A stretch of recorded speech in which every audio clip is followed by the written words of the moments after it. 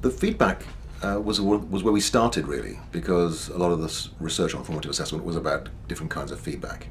And what we found was that most of the feedback that's common in schools is the least helpful in terms of what psychologists have found.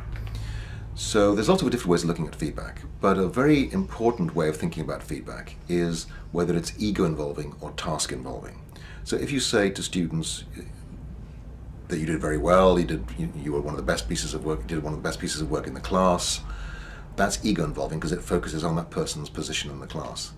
Whereas if you get feedback that says things like, well, this is what you need to do to improve, then that focuses on the task.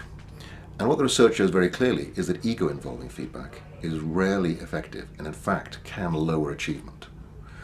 So when students get grades, when they can compare themselves with each other, where they get praise, the effects are usually or often zero and sometimes negative. In other words, that in many cases, rather than giving that kind of praise, you would have been better off shutting up and giving no feedback at all. Students given that kind of praise do less well than students given no feedback at all. But what the research also shows very clearly is the conditions under which feedback is successful.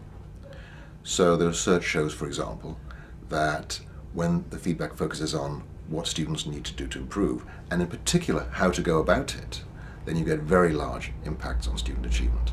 So the challenge for teachers is to take these very broad principles that I've outlined and work out what it means in their own classroom. The way I summarize all this is to say that I think that good feedback causes thinking.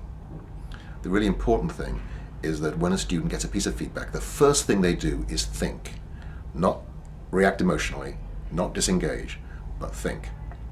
That's very important because what the research on student motivation shows is that when they're faced with a task or with a response to a piece of work, students basically make a choice between deciding either to protect their well-being or to engage in activities that will actually help them grow as individuals and in their achievement. And if the first reaction of a student is to protect themselves and to restore their sense of well-being, what you'll find is that students focus on the things that will do that for them and they won't focus on the learning.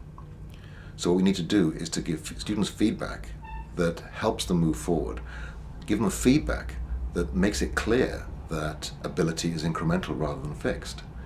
Because if we send the message to students that ability is fixed, then if you're confident of being able to engage in the task, you'll go for it for the brownie points. But if you're not confident or think that you might actually fail when other people will succeed, you will disengage and basically you will decide that you'd rather be thought lazy than stupid.